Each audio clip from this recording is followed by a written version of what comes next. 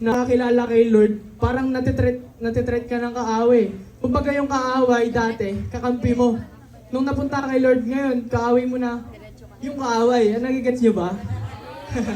yung kaaway which is yung devil. Di ba?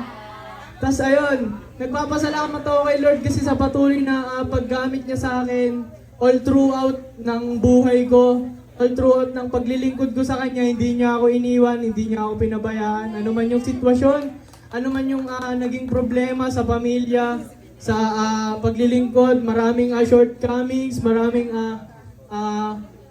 problema, physically, spiritually, pero kahit kailan hindi ako pinabayaan ng Lord. Kaya sabi nga sa team natin, di ba, moving forward, ano man yung naging kahinaan natin noon, di ba, meron tayong mga pagkukulang, meron tayong mga hindrances na tingin natin nakakaabala sa paglakad natin kay Lord. Kaya yung team natin ngayon na nagpapaalala is moving forward. Patuloy tayong mag-move kung nasaan yung Panginoon, kung nasaan yung pagpapala niya sa atin. Kaya patuloy nating isik yung Lord, ano man yung sitwasyon ng buhay natin. Ayun lang, sa Diyos lahat ng papuri.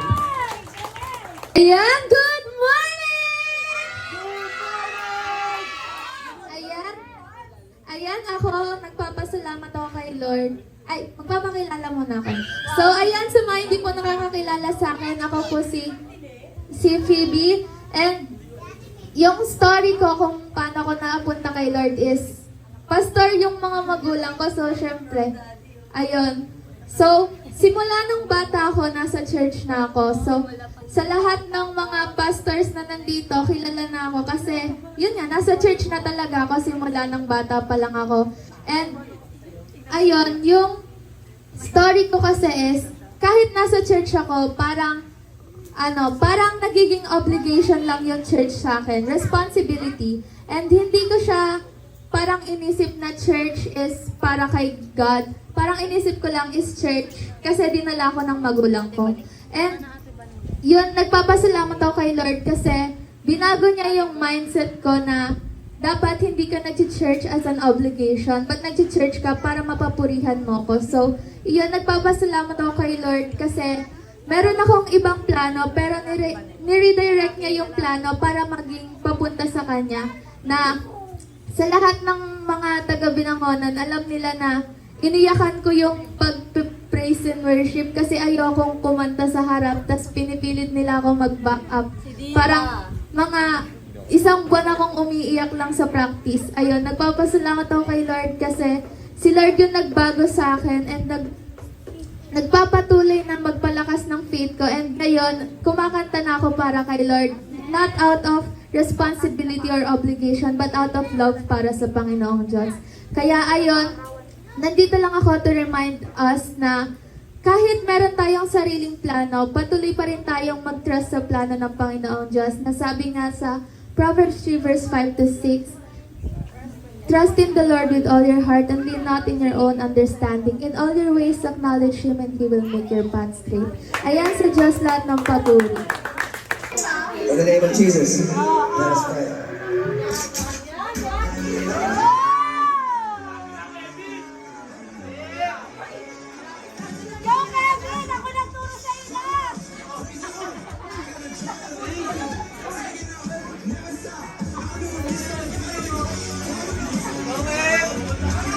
Ang galing ng boys, manang-manang na lang sa ni Tyler nila.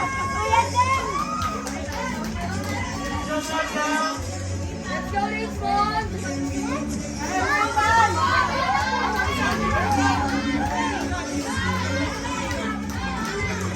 Lotan!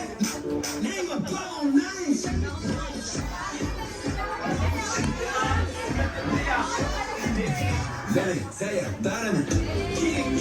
Dami ka lang talaga ni Kevin.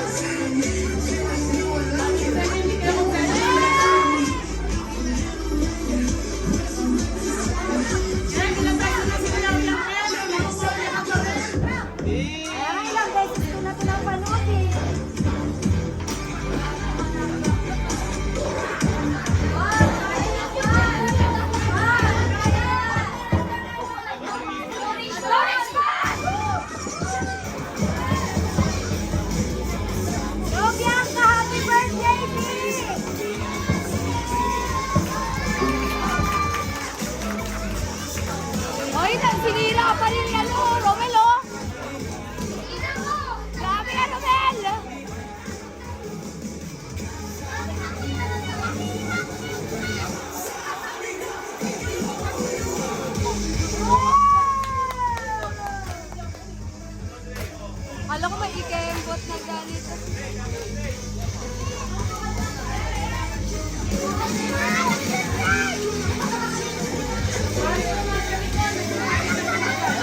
Ayun, makaligabok.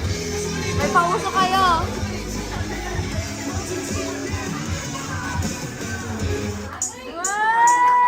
In the name of Jesus, let us pray. Ayan, sige, apo na po tayo.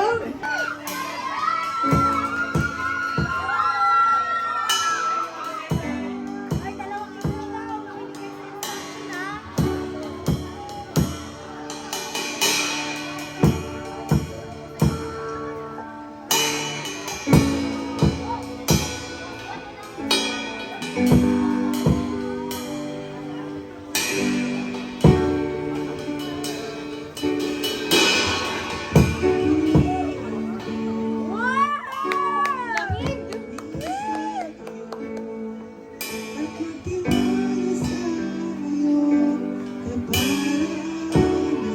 Lamig!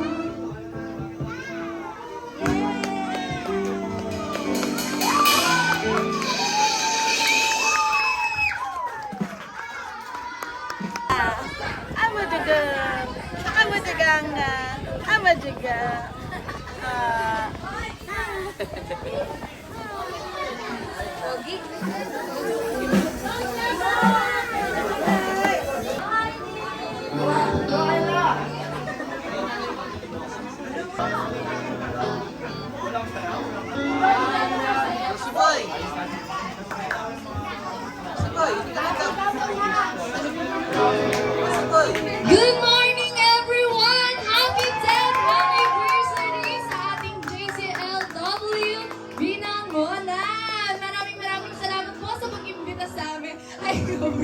So, ayun, narito kami ngayon, hindi lang para makiselebrate, but also to honor God dahil tunay nga, no, na nagkakaisa ang bawat isa sa tulong ng Panginoon at sa yakap ng Panginoon sa atin. And ngayon, kakantahan namin kayo at si Lord ng isang munting, ano ang title nito? Ang Sayong Yakap. Ayan.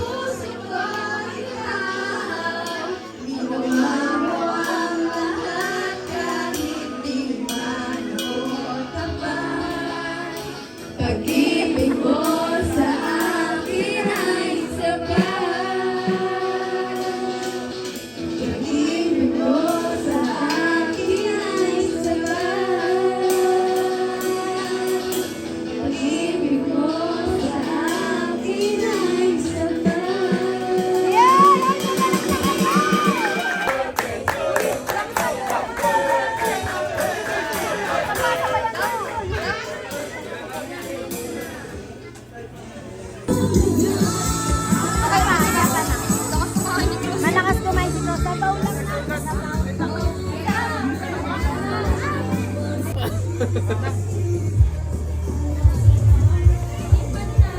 Happy 10th anniversary, Mami Jane. Sabi niya di siya maglilitsyon. Dami.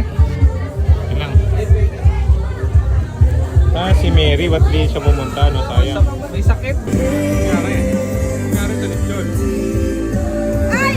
Naku, nakalimutan natin! Speed! Dito na kayo! Dito na kayo! Video na yung from this to this. Tara mo! Sila dito tayo! Mga ano din mo dito? Yo! Laro na dito, yo!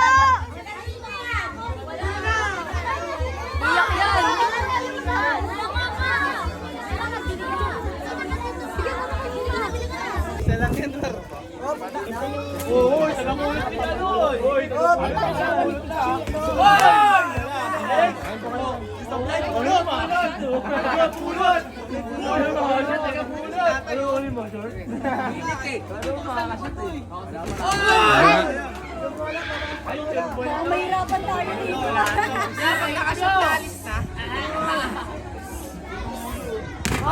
Go!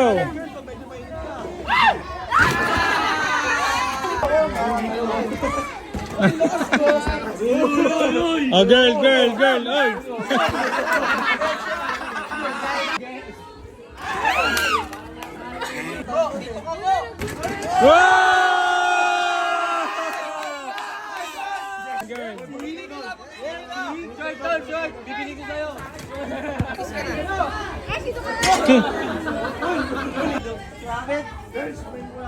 Wow!